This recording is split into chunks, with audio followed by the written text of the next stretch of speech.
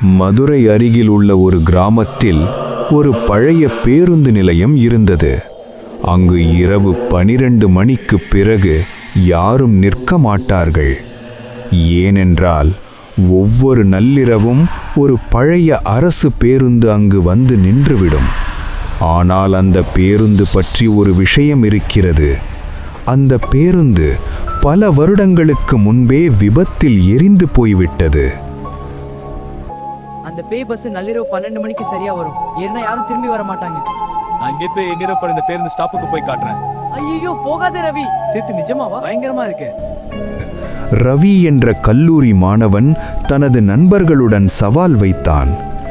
இந்த நள்ளிரவு பேருந்தெல்லாம் கதையாதான் இருக்கும், நான் போய் பார்த்து வர்றேன் என்றான்.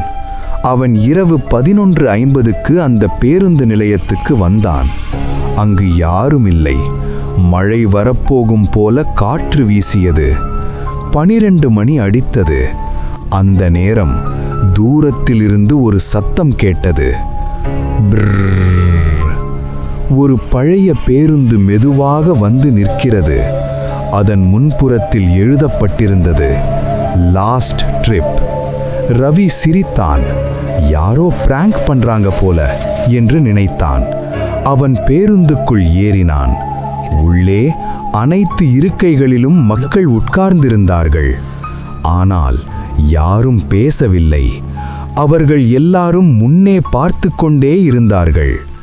ரவி மெதுவாக ஓட்டுநரிடம் கேட்டான், இந்த பேருந்து எங்க போகுது?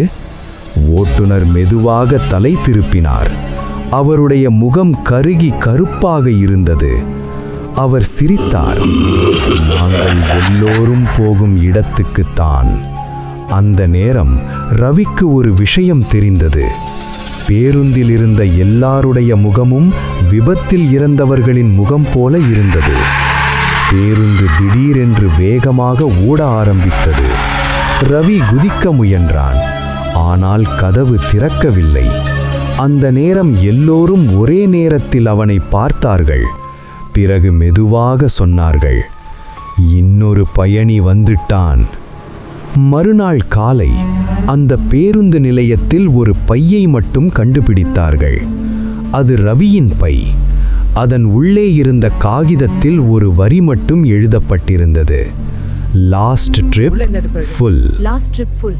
First trip full. அந்த பேபர்ஸ் நள்ளிரவு 12 மணிக்கு சரியா வருமா? இருந்தவங்க யாரும் திரும்பி வரலையா? இந்த பேருந்து கதையெல்லாம் பொய்யு. நான் இன்றைய இரவு 12 மணிக்கு அந்த பேருந்து ஸ்டாப்புக்கு போய் காட்டுறேன். வேண்டாம்.